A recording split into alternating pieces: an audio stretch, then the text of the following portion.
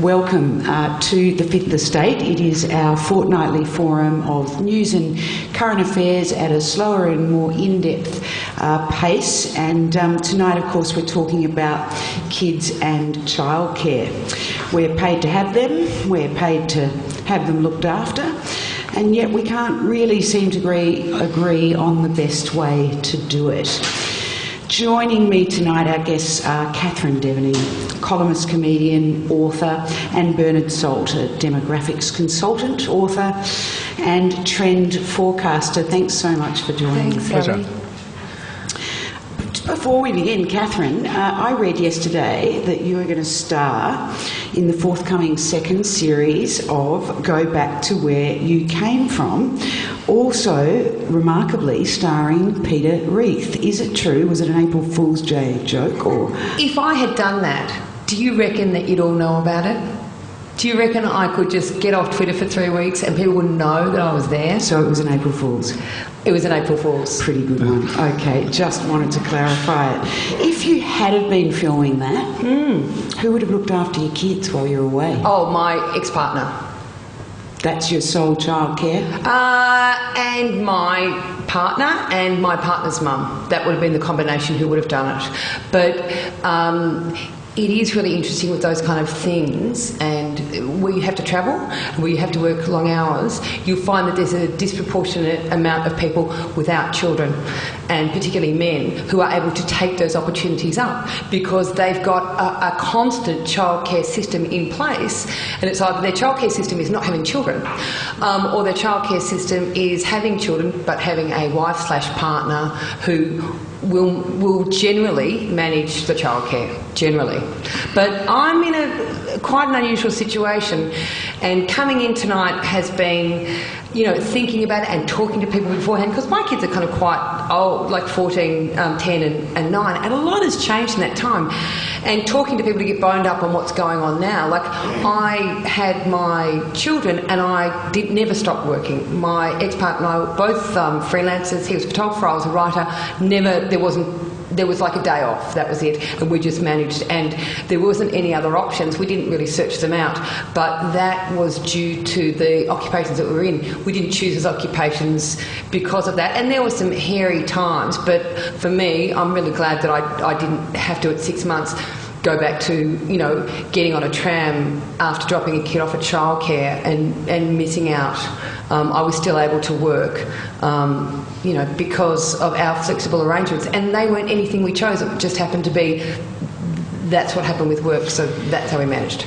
Bernard, the whole childcare system with the government is sort of geared at, you know, some idea of a working family, as it is thrust down our throats, that you would assume all worked the same hours and so on. Catherine said, you know, we were a bit unusual, but there are millions of families that are a bit unusual, aren't there? Well, I think when you talk about working families, that's a tag that politicians like to use, and they think that it applies broadly across the community. But in actual fact, the community today is extraordinarily diverse in the composition of families. Families can be single-parent families. They can be traditional nuclear families with mum, dad, and the kids. They can be families where the mother is at home or the father is at home. So there's all sorts of variations today in the household that simply did not exist, say, 20 or 30 years ago. So we're seeing a greater diversity in household structure. So using the term working families or working people is a catch-all, but I think that there is an extraordinarily broad range of experiences, particularly in metropolitan Australia, as to exactly how those families operate.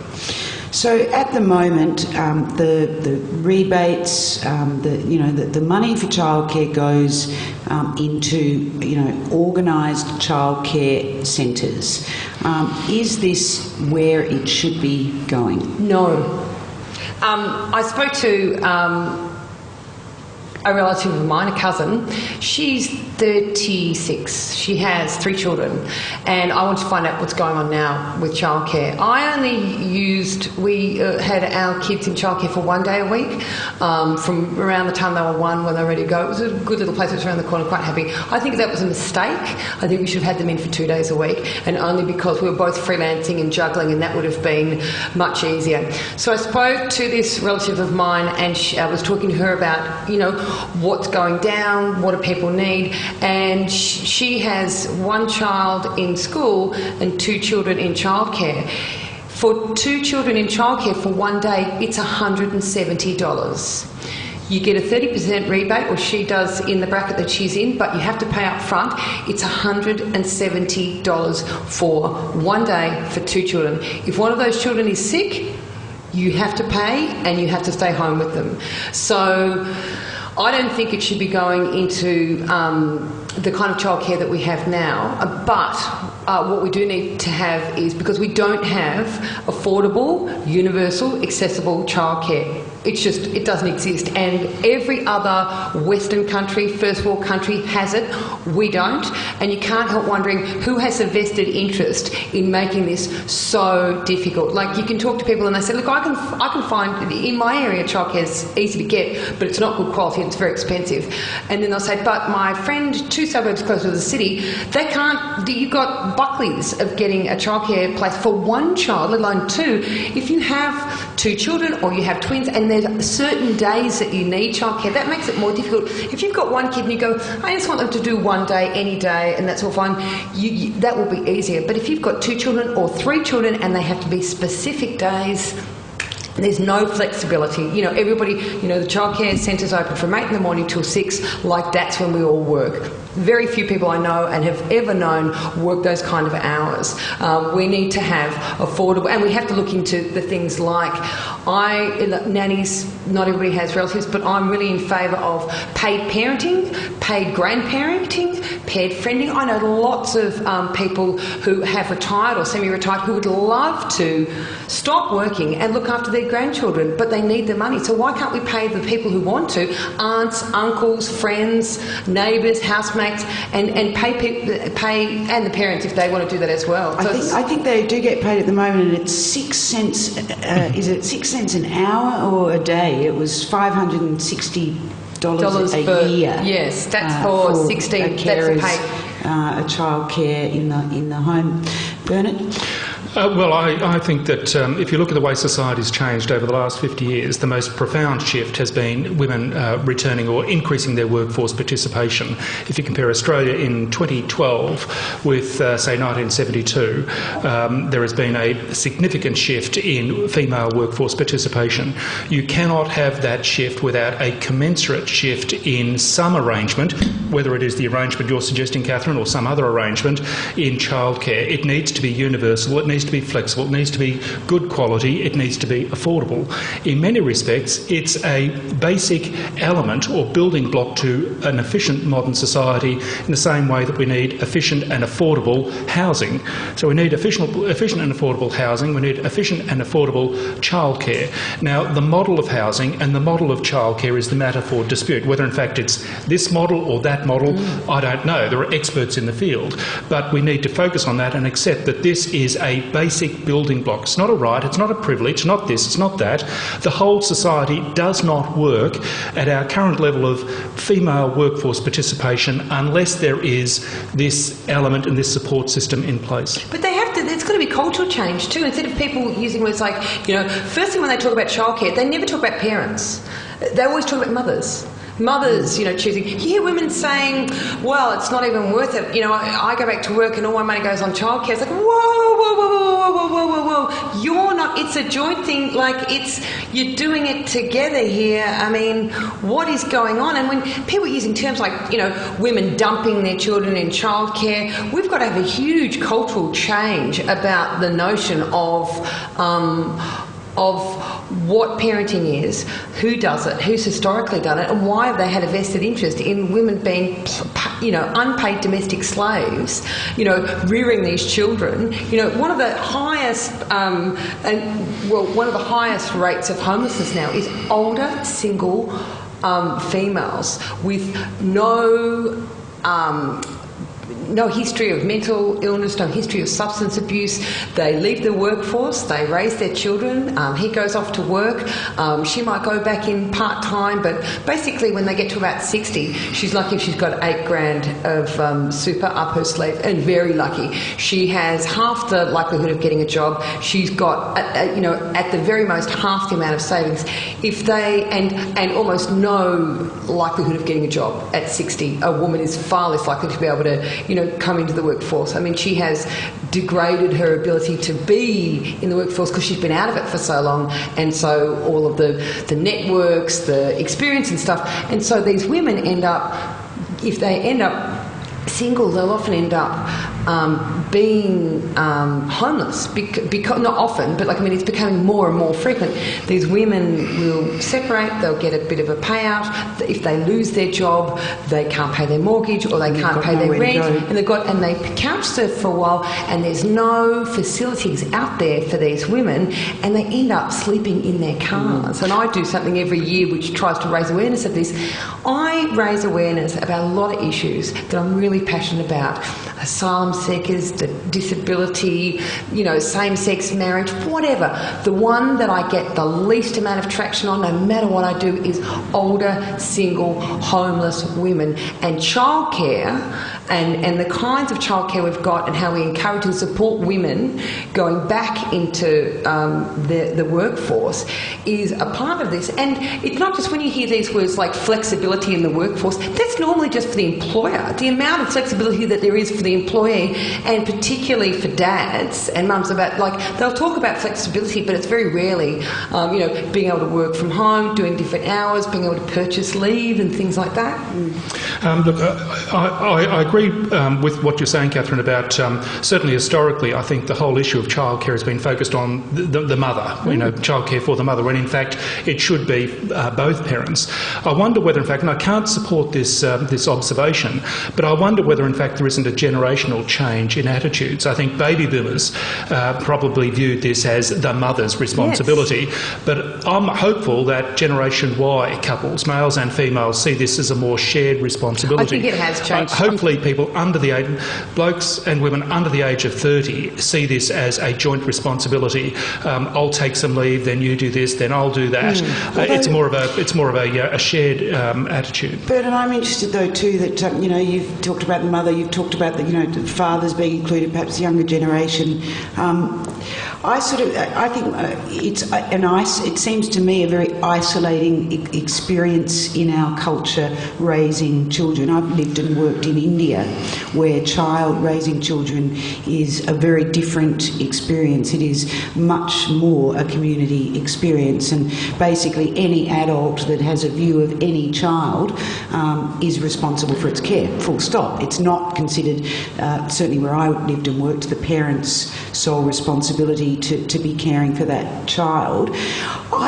When I come back to Australia, I feel often like I'm living in a kind of child-hating culture, even though the word family is just attached to almost every government and opposition sentence. What's going on there? Do we include our kids enough in our culture? Well, I think I can add some insight to that. If you go back to, say, 1971, the average age at first confinement for an Australian woman was 23. So you had your first baby at 23. They were married at 21, baby at 23. Today, 2012, the average age at first marriage for an Australian woman is likely to be about 29, and the first confinement is 31. 30, in other words, there's been a 10-year gap between the average age at first confinement, whereas cafes, bars, restaurants, gap years, tertiary education, all sorts of things that both men and women in their 20s would rather do or have reprioritised. So the children are still had, but they have them in their, say, early to mid-30s, and instead of having 5 or 6, you'll have 1 or 2. And you have 1 or 2, maybe 31, maybe about 34, and then that's it.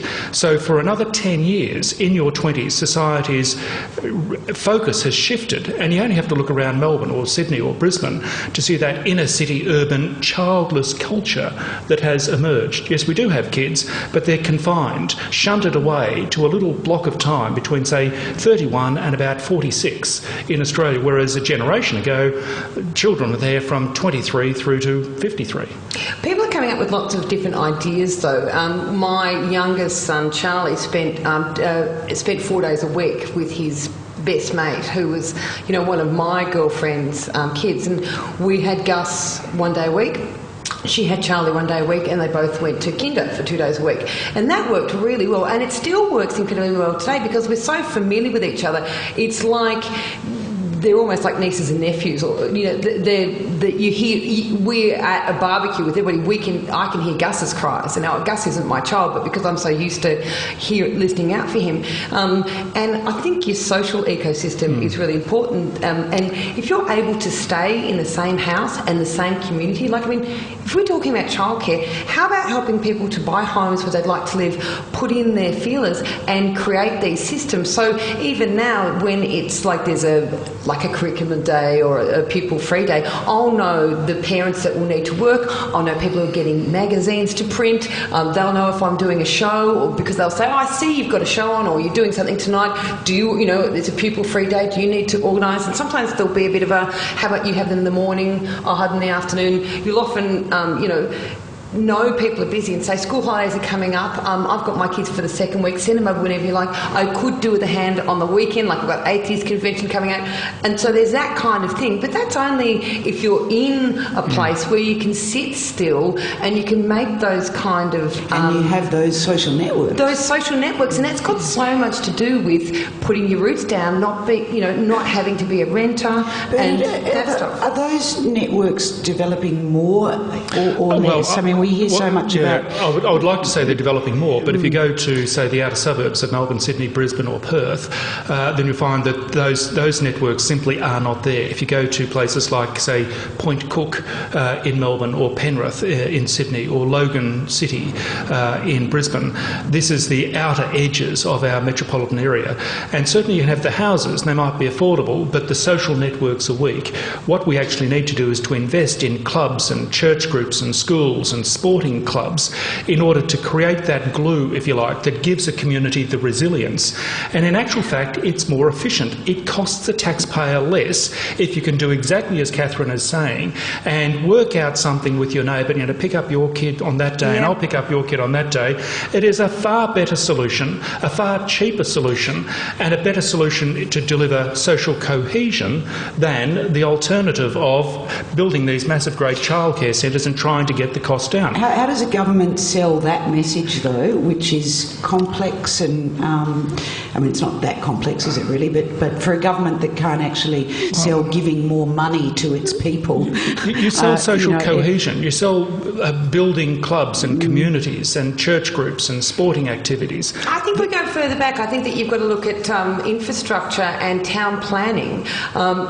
Someone who I love listening to is Robert Adams, who's the Melbourne town planner guy. He really sexes up development. You're just going to go, I can't believe I'm so interested in this. And we don't need to sprawl out any further. We need to be closer together. He often talks about things like muse housing, where you have these houses all lined up together and they're facing a communal space. If that kind of stuff, if we were planning better, we wouldn't have to sell this idea. This idea would just be happening. If you look at things like Olympic Village, I grew up in Reservoir, and the Olympic Village was in West Heidelberg. They put all of these housing commission houses down, and the Olympians lived there, and as soon as the Olympians left, they were sold to families, and and they were not wealthy families, but very low socioeconomic groups, and it was a fairly interesting community. What was interesting is that I think at one point they had 4 high schools and 16 kindergartens and 8 primary schools, but then within a 5-year gap, almost everything closed down because they all bought at the same time when they had little kids, when that was available.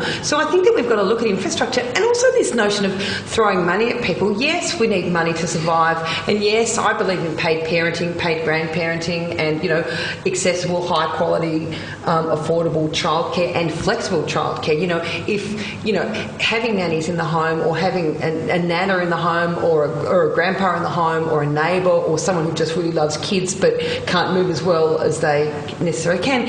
If your child's sick in that kind of situation, they can still be cared for if they're ill or long-term illness. Whereas if you're going to a childcare centre, just not possible. But so not just looking at throwing the money and changing the childcare, but the infrastructure and how we build that will create those kind of networks, but also giving people faith in. If you ask people, why are you working, what do you need the money for, they'll often say private health, private schooling. In Norway there's no private schools. I don't think there's any private hospitals either, but I could be wrong, but that's never happened before. But if people are not feeling that they have to put money aside for these things, they can make other choices about how they work and where they live. So, well, from an economic point of view, I think childcare is much like aged care. The idea in aged care is that you actually fund people or provide support services to keep the elderly in their family home, living independently for as long as possible. You actually provide the services to keep them there, because that is cheaper than actually taking them out of home and putting them in 24-hour care. And I think exactly the same thing applies with childcare. Can we provide support systems? Can we provide subsidies? Can we provide more socially cohesive communities? What can we do to actually keep the kids in the home or in the suburb or in the community, in the Muse housing, so that at the end of the day it's actually more efficient from a taxpayer point of view? Well, this is exactly what Tony Abbott is proposing with a review of the whole system and looking at whether or not including nannies is a good idea. I would have thought if anybody else had come out with this suggestion, anybody else, you would have every feminist in the country coming out behind them. Why hasn't this happened with Tony Abbott? Because he's just sucking up to women. We just know that he is a misogynist. He's a Roman Catholic. He doesn't believe that women should have control over their own bodies. So if he's coming up with these kind of ideas, you've got to, I smell pork barrelling. I'm sorry, women aren't stupid. It's like, you know what? You can. He's married to a woman who runs a childcare centre. He has 3 kids. I would have thought that's rather harsh. Well, where's it come from? Why suddenly now, after he's talking about housewives, his whole attitude? He does say that his views have evolved. that women's virginity is a gift and it should be given away, with a lot of thought and stuff like that. It's like, sorry, you can't just jump on the bandwagon with this. We don't buy it. We won't be sucked in by it. I think that flexible childcare is a good idea, but it's like, but we don't want to hear that. But if it comes from him, then it's not worth supporting. Well, the thing is that we've all been talking about it for a very long time. I mean, women have been talking about how am I going to look after my children, how am I going to control my fertility since the Bronze Age. He's the first person, though. He is the first person in quite a while to be talking about injecting a lot of extra money into it. He's talking about, and he actually used the word tax. I mean, I think something really weird's going on where you've got Tony Abbott saying, I want to tax big business to provide much more money for childcare, and you've got a Labor government saying, oh, no way, because they're completely attached to an irrational budget surplus. What is going on politically? Well, I think the reason why the nanny issue is so contentious is because it is traditionally associated with wealthy people. Yeah. So that's, now I'm not saying whether it's good or bad, I'm just making the observation that subsidising nannies seems to be favouring the wealthy. And all the counter argument to that, just put the 2 arguments. The other argument is, well, if you provide a subsidy for a nanny, then really rich people who can go back, women can go back into the workforce and actually pay a lot more tax. So there is actually an economic argument for that. I don't know which way, on balance, that falls, but that's the reason why it is contentious. There is an economic argument to say it actually yields tax, and there's another argument to say, well, really, you're just subsidising really, really rich people, subsidising their lifestyle, and that money, philosophically, should be redirected to other parts of the community. Although what you talked about with the sort of informal networks of support and in the neighbourhood and so on, that if a nanny subsidy was available and people could get together, and I mean, you don't need one nanny per child. That's right. And you could have that flexibility in the home. But that's right. If you've got the social ecology going on where you've got that happening, but someone like me who's worked as a writer and a comedian and a waiter my whole life, I couldn't possibly employ someone because I never know when I'm going to be not working for 4 months and then going hammer and tongs, working 80-hour weeks for 6 months running. And I I do think that there's just the notion that we just kind of go, it's a good idea, but we've all been talking about that kind of stuff for a long time. And he's talking about a few things, but the nanny thing, where's the talk about paid parenting and paid grandparenting and stuff like that? And it's like, we're not going to vote you in just on that, because the detriments to our lives with having Tony Abbott in charge of our country and where our taxes go are too monstrous and phenomenal to take on board. It's like, no, actually, we'd rather look after our own children and leave them in the car out the front where we're working with, you know, Paddy and Selma fagging their heads off than actually take your nanny subsidy up, because it will just erode Australia's character. But I actually think it says, and I know your point, and, there is, like, it's quite nuanced. Nannies are kind of think of for richer people and all that kind of stuff.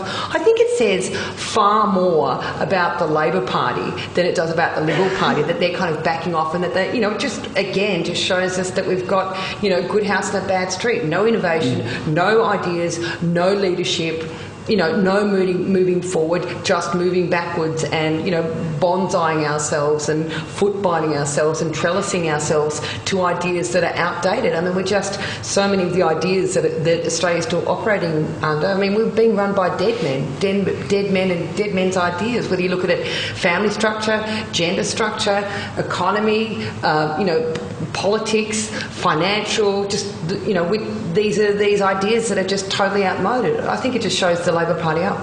No, I agree. I think that I think there is certainly a lack of vision, lack of boldness, lack of big thinking in Australia at the political level at the moment. What I do see is a lot of surveying and research, and people saying, well, you're short on women and you need to move here, and what policy can you manufacture in order to plug that gap? It's almost like a strategic game of chess, rather than what sort of society do we want, who do we genuinely need to help, who has the capacity to pay, how should we be organising ourselves. I just don't see that boldness of vision at any political level at the moment. Where's it likely to come from? The Greens.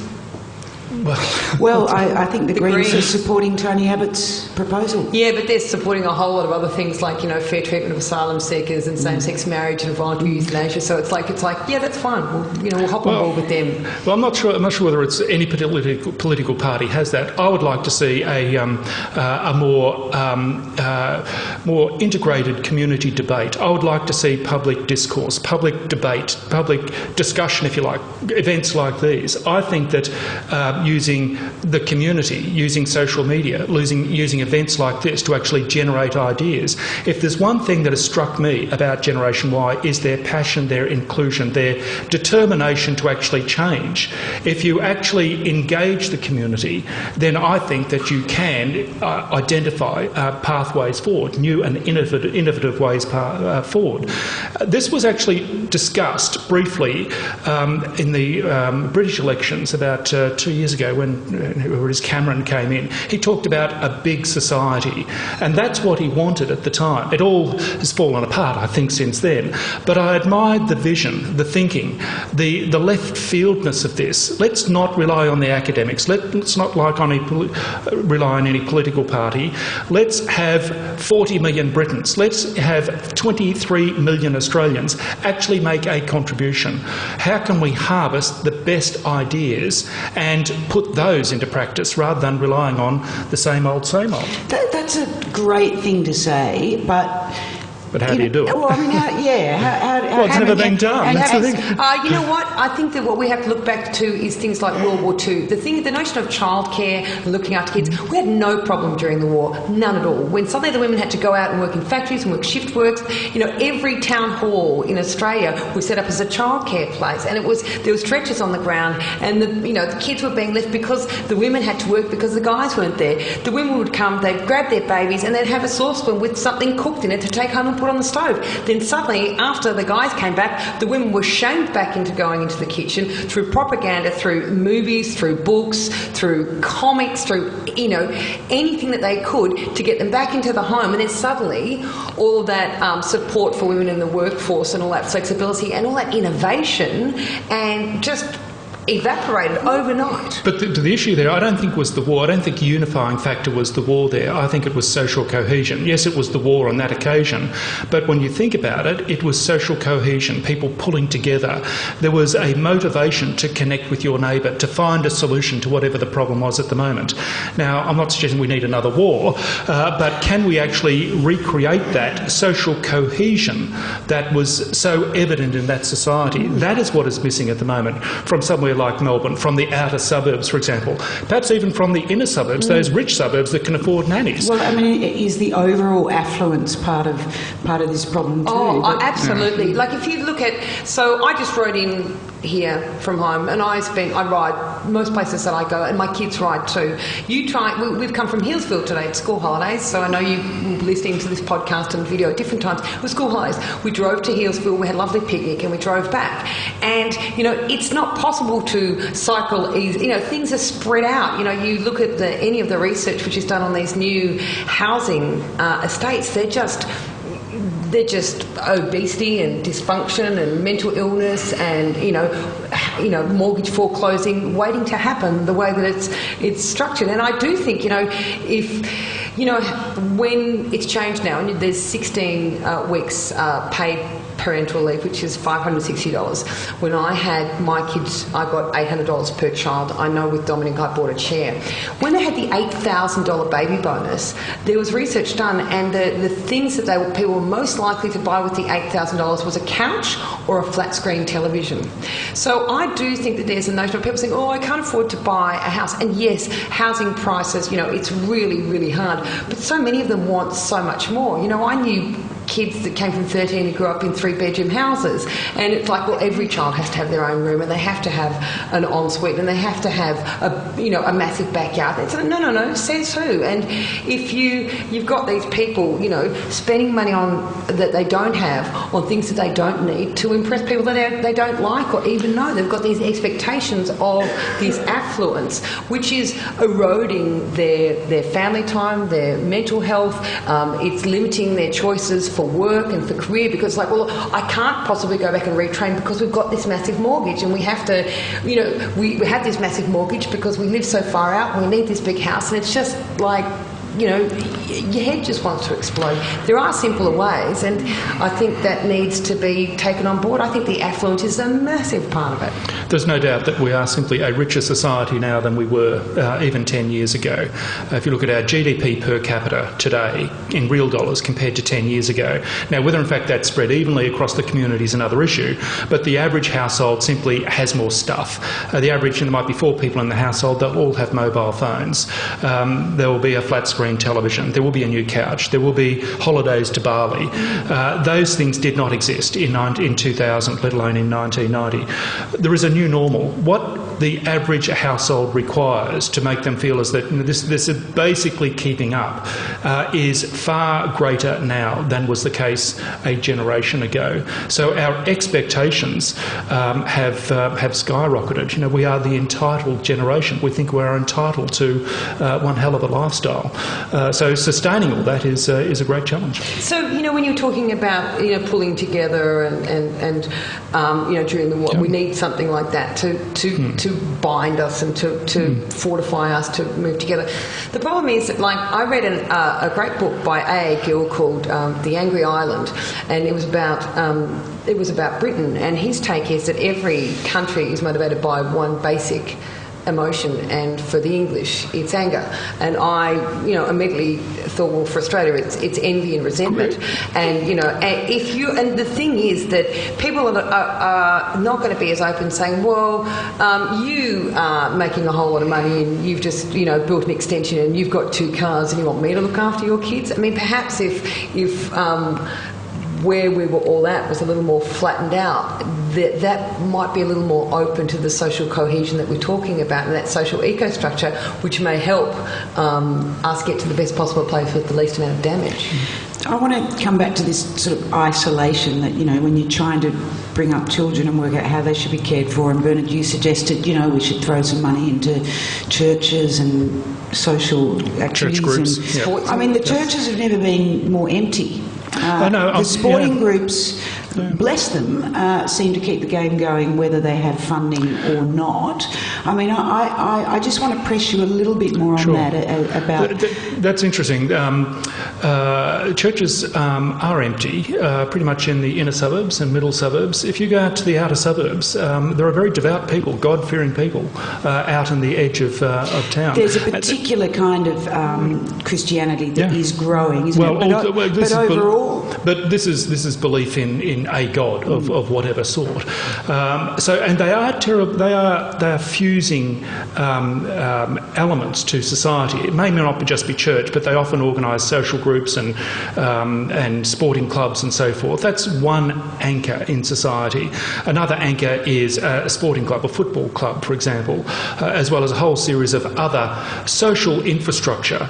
Certainly having the right town planning is important, but you can't just say, well, here's the town plan and the people pour in and then you've got a community. You actually have to bind that community together with a series of social structures, and whether that social structure is a sporting club or a church, I don't care.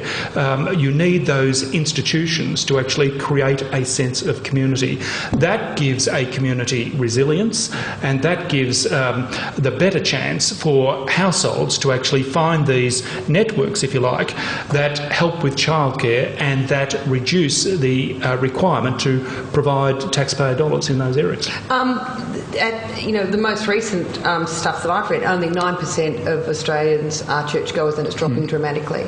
But there's things that also should be added into this discussion, like mothers groups, and that started from the word go. When you have a baby, you're hooked up with a maternal childcare nurse, and this is a mothers group. These women live around close to you.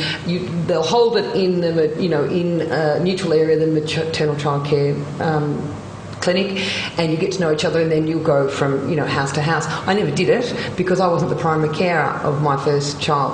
My ex-partner was, and I was there at home breastfeeding, riding and breastfeeding, but I didn't feel like I would have. I didn't need it, to be honest, but I'm sure there's plenty of people who would, because I was having the experience of a woman with a nanny. As far as traditionally, if you're talking about the woman being the primary carer, it was like a woman with a nanny, and he certainly didn't want to go along. Things have changed dramatically. Demographically, my area is really interesting. A lot of same-sex parents, a lot of single parents, a lot of blended families and stuff. It's not, I absolutely agree with what Bernard's saying, things like churches and like social and sporting clubs, but I think we need to move out a bit further and be more inclusive for the kind of society that we're living in. And there are probably things that have never even happened before, based on things that have in the past, but a different kind of slant on these things. I feel in Australia, this is anecdotal, I suppose, but a lot of the joy of parenthood doesn't... a lot of people just struggle so much that they don't seem to enjoy or get the amount of enjoyment that they should in being parents compared to other places that I've been, and fathers as well, but particularly mothers, and this isolation. There's a lot of amazing networking as well, and I see that as well. But there just seems to be a culture here of difficulty with doing this, and that you're very much on your own. Well, I wonder whether in fact it's because we see the having of children as a must-do thing between, say, 31, 32, say 46 or so, and that it upsets an otherwise quite hedonistic lifestyle, that you're actually trying to provide that lifestyle, trying to provide a standard of living that is actually quite difficult to provide, and that might lead to some concern about or diminish, in fact, the parenting experience if what you're trying to do is to keep up with the neighbours. I think there's been a kind of an interesting flip-flop. Two women recently who I know who've had children around Christmas time, before they had their babies, I said, they were saying, they said, I said, how are you feeling? I said, I'm a bit worried. I hope my baby will be kind of pretty settled and pretty easy. And I leant into them like I do to all people. I said, there's far more more good, easy babies than what you hear about, because people don't want to speak up. All you hear is the horror stories. Like, it's the same as opening the Herald Sun. There's no good, because it doesn't make for great conversation. And if you're hearing this horror story of a baby who just like cries until they're 18 months old, you're not going to say, you know what, my kids, all of them sleeping 10 hours a night from about a week old. You're just not going to hear that. And they've since found that, I think it's been a flip-flop between, once upon a time there was this, having a baby and being a mother, it's all great and all fabulous and you're so lucky and you have been blessed. And then with the 70s and with feminism and with, the no-fault divorce, more fertility control, single mothers' benefits and things like that, it moved towards more, look, it's not that easy. We do need help. It's a real struggle, and particularly if you're on your own, and even if you're not, it's quite hard. So I think that we're in a place where nobody feels that they can speak up and say, I've loved being a mum, and I've thought I've been really good at being a mum. It's something that I'm very good at because I have low expectations. I have almost no expectations. If they can put their pants on and get to school, I think I'm a genius. And people often talk about this societal pressure to be the perfect mother. It's like, hello, most of my girlfriends have never felt this. We just but most of them come from the background of often large Catholic families where you just do your best and get them through and all the rest of it. I thought of a word the other day. My partner was... his mum was a single mum she was, so I think Anthony was probably about 8 and Heidi was 6. And we were talking about flexible workplaces, and so this is the early 70s. And she got a job, she worked the same job for 30 years because she had to have a job that worked within school hours. There was no after school care, you just, hung out in the streets or played in the playground or whatever. She had to find a job that worked within those hours. So she was lucky, she did find a good place to work. But she dropped them off and picked them up every night after school. And I said, so you never let yourself in? And he said, no. And I knew what word was going to be in the next sentence. And he said, because she didn't want us to be latchkey kids. And those shaming terms, like what was the fear of the kids going home making their own Milo and watching Cartoon Corner so she could have more flexibility or options for the kind of work she did? She might have even gone for a walk or had a drink or a cup of coffee or gone to the library and picked up some books. But those kind of words, and the big danger was never that what were kids going to do, like set the house alight. The big danger was independent women doing their own thing and making it up as they went along and muddling through like the rest of us, and people saying, good on you, love. And they're the kind of shaming terms, like dumping at childcare and latchkey kids. They've always been around whenever women have tried to move forward and have some agency in their life. I mean, in the late 1890s, women got on bicycles, and the first thing they do is they talk about concern in the same way they go, we worry about the asylum seekers, coming on the boats because we don't want them to hurt ourselves, and that's why we don't want these boat people turning up here. It's not anything to do with that. It's just like, how can I back up my racism and my bigotry with something that makes me sound like I'm concerned? Women get on bicycles, they're worried about women, messing up their insides and getting bicycle fakes. You should see the list of concerns they had for women, and every time women try to be independent and have a financial status and have equal access to power, control, decision-making, money and leisure, suddenly these concerns come up. And this is all, concerns for the children. I have never ever heard anybody talking about a father dumping his kids at childcare. I know a couple of fathers who were single dads very early in the piece, and they got applauded, and they did an amazing job, an incredible job, working full-time and having a couple of little kids and keeping them alive, and getting them through. But women who would be doing it the same way, dumping them at childcare. Bernard, would you like to reply to that before I turn? Was that a bit of a blowtorch? No. I think baby boomer women, back in the 70s, I think they did carry a lot of guilt unfairly about going back to work. Not sure that actually applies today with Generation X women. They're more likely to say, look, kid, I work, get over it, not special, that's the way it is. I think that there is a far more pragmatic attitude towards family and household arrangements today. And that goes back to my earlier statement that I think this next generation of young men and young women are more likely to share responsibility than that early generation of baby boomer women. I think that the guilt thing, I think there is less guilt, but it's still there. I mean, I'm talking to women who've just had babies recently and they're already going, I don't want to use childcare, like they're worried that they will, break their babies. I mean, all the stats that I've seen, it's about good, high quality childcare, and a child is better having at least 10 hours care other than their parents. That is the best scenario for a child as far as mentally, physical, socially, all that kind of stuff. I think perhaps there is less guilt, but I think there's a lot of overcompensating with the trips to Bali and all of the extracurricular activities that these women will talk about. And I've got to say, not in my own demographic, but outside, I'll hear a lot of stories about women saying, and how about these women who are always telling you how many things their kids are doing and how exhausted they are, that makes them a great mother. It's like, sorry, I don't know these people, but I know it's going on. And I think it's a kind of an overcompensation for this fact that they feel, well, I'm working, so I need to, give my kids, they've got to be doing judo and kumon and, dancing and soccer and all the rest of it. And it's remarkable how busy kids can be. So I know kids that are busier than their parents. Does anybody have a question for one of our guests? I don't know whether I have. I don't know whether I've got a question. Okay, I don't know whether I've got a question or more a sort of a comment. I was thinking that as an ageing feminist who went through all this, and I am one of the sort of early baby boomer mothers who put her children into childcare. Shame I was on you. only aware, though, of the total contradictions between the feminist demands to undo that mothering discourse and the other side, which is the needs of the kids. And actually, I'm really very concerned to think they might think there's an easy, cheap option to put people into childminding groups inside homes and so on, because I can only document what I did in my own time trying to choose childcare, which was to read up, as a classic academic, read up all the studies about what effects childcare had on children and decide that really good quality childcare produced the least depressed and the happiest children, and that children who spent some time away from just their parents in the home actually did better on average. I mean, there's a lot of dispute about all of this. But the nanny brought up kids were depressed.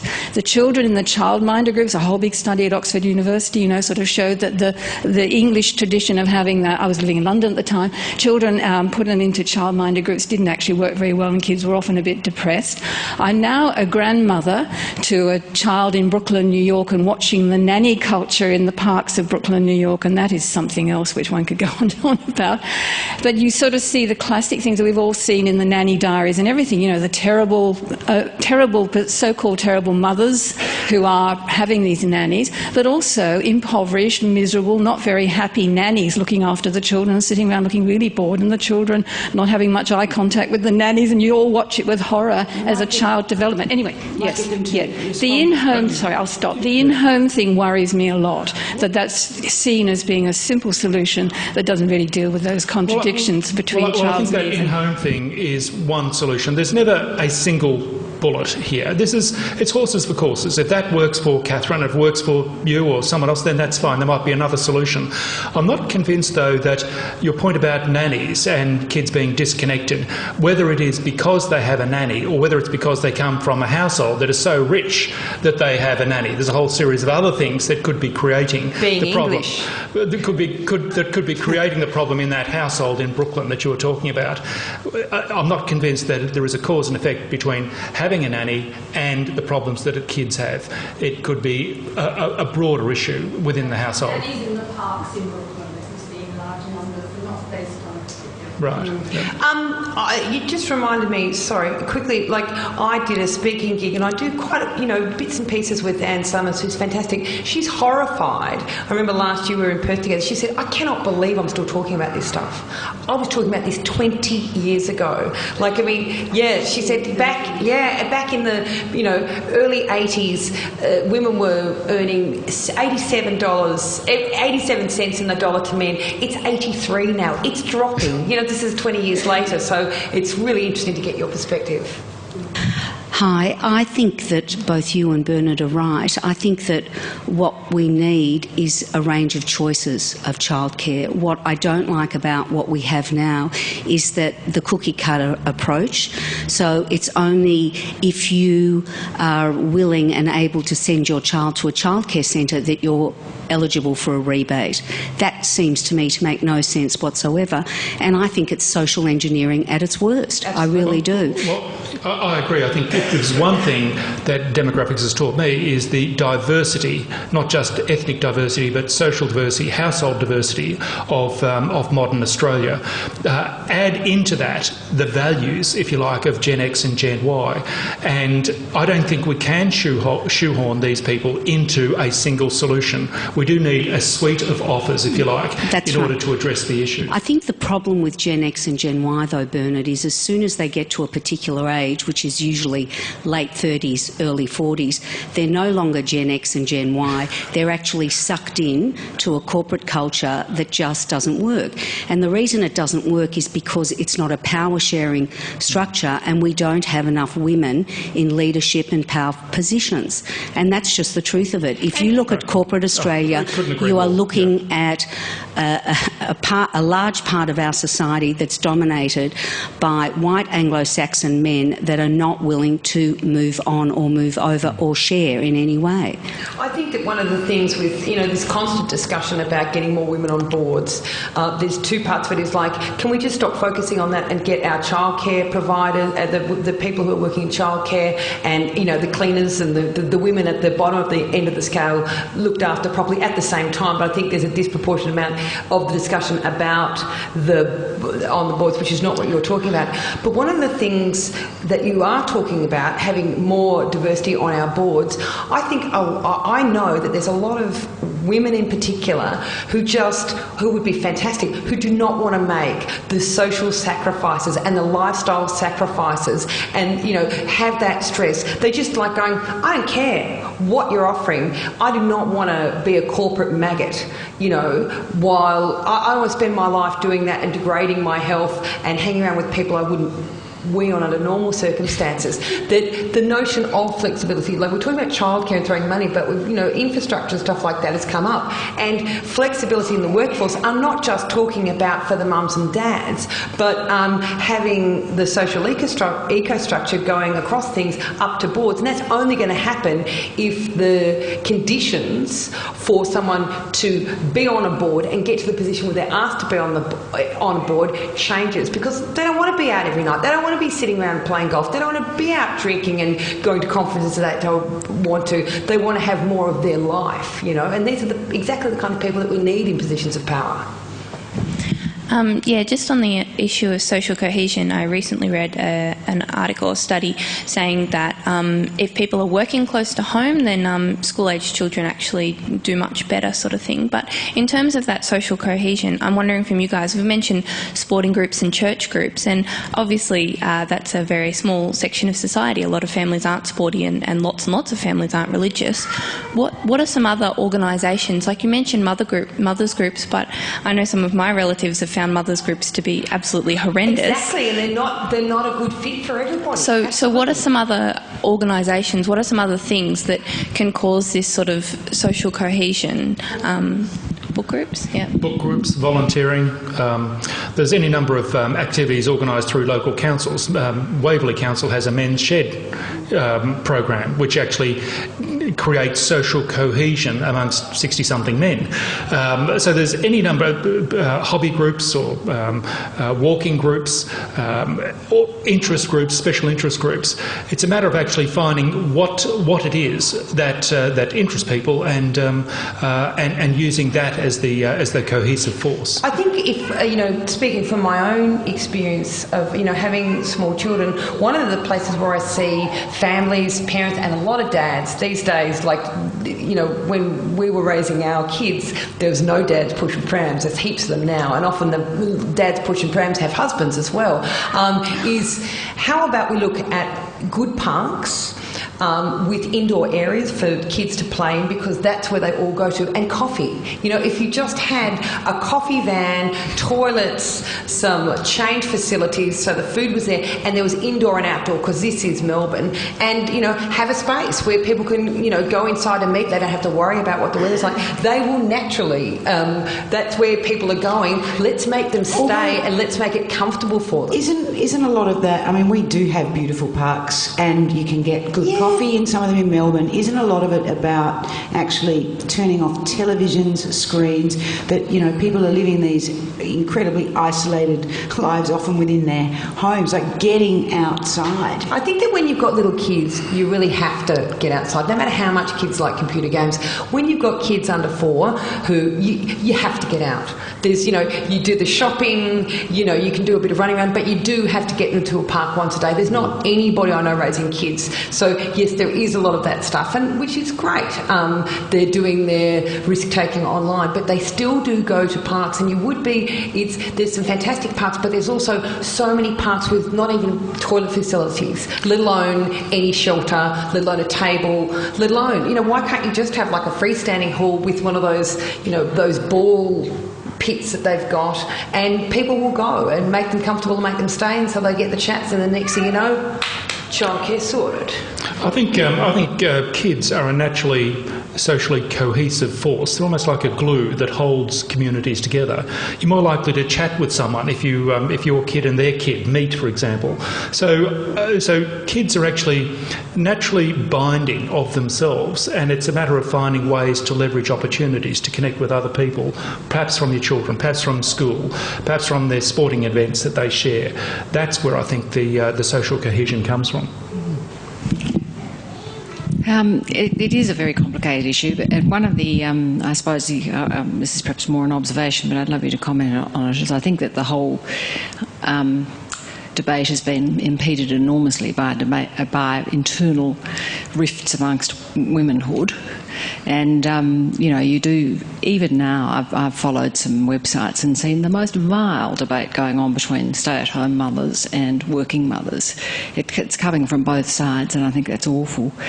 But I think the whole problem really is bound up very much with the way we define success and the way we work, and the fact that we think we have to have a lot of, well, money is the definition of success. And in our quest for that, we're all terribly stressed, and that's probably the worst thing for being a good parent. I think when you come home, I've been there, I've done that, and you're in a filthy mood because you've worked, you know, a very long day and you're exhausted. But no one really seems to confront the way we work. We seem to accept that, yes, we've all got to work these long hours, and the debate is, you know, there's too much debate about the sort of machinations of childcare and not, I think, facing the real issue that we all work far too long hours and that we'd be better off spending a bit of time with our children, and then you wouldn't need so much childcare. Well, we're a very materialistic society, and my observation about the average household today, go to the suburbs of any middle or outer suburb of Melbourne, there'll be more stuff in that household now than there was 10 years ago. And they're empty, that's true. Have a look at Kath and Kim. To me, that's middle Australia. If you look at the household, you know, there's the gym gear and there's the spa and there's the flat screen television. That is presented as middle Australia, and they've hit it pretty much on the button. And if you think of the income that is required to support that household, you do need two incomes to support that. And of course, then you get into the competition with the neighbours type thing. We are a materialistic society. It comes down to our values. Now, I'm not quite sure how you get around that. I mean, you were talking about really big picture societal issues there. But that's it, yeah. One more question. I wanted to come back to the question, what's the policy motivation for this discussion? Because it always traditionally has been, and the politicians have driven it from a workforce participation angle and the convenience and the emotion of the parents. And we've talked a lot about the guilt and minimising those kind of feelings. I would love to see this debate continue in the community. I think, Bernard, you're right, it does have to come kind of from the ground up and look at the population as a whole. But in that conversation, we need to include the children and the rights of the children, and actually the people that are being most affected by this policy aren't any of us here. It's, you know, the 0 to 5s who are in these childcare centres, and thinking about it from that quality angle and asking the questions that the lady behind asked, I think are the right ones to include in the debate as well. But we were all children, and I can say I totally agree, and I've always had, my children on board as much as possible with all of the decision making. And I asked them things like, did you like childcare? Did you like kinder? Did you like creche and stuff? And I still ask them now. But we were all once children too, and I was, raised, very, early 70s mum who was there all the time, but miserable, absolutely miserable. I loved nothing more than going to kinder, and I would have loved her to be at work more, and I would have loved to be out and about and socialising more than I was. And so I think that we can also look at the way that we were parented and also the other parenting around us. But I totally agree that the kids should be on board, but it's also good for us to reflect on what we thought was what we would have liked and what was good for us and what wasn't good, and what in an imaginary world could have been other options. The motivation for the policy debate is the way we want to live. What sort of lifestyle? How do we want to organise ourselves as a society? How do the parents want to live? What sort of kids we want to raise? That's the reason why we're having this debate. The old business model was relevant for the middle of the 20th century. Mum, dad, 2 kids, white picket fence, out in the bird, 3-bedroom, brick veneer, done. That's the way it worked. That model does not work with the values and the demographics and the aspirations of modern Australia. So we have to find another model, and that's the issue. We're struggling from where we were to where we are to where we want to go. And my view is that we actually don't know what the solution is. That's why we have to have this big society debate, I think, or discussion about what is the solution. And the solution in my mind is going to be a range of solutions, because we have a range of situations, a range of households and values. There is not going to be a single solution going into the future. And we're going to have to end it there, but it's been... I thought you two would be an unusual, unlikely but successful... We're actually fans. We're fans. Exactly. Right, yes. Facebook friends. We are. It's been a really there's more than that, but we can't go into it here. Thank you very much for coming in this evening for the Picnic. Sally Warhaft. Thank you. Perfect host with the most.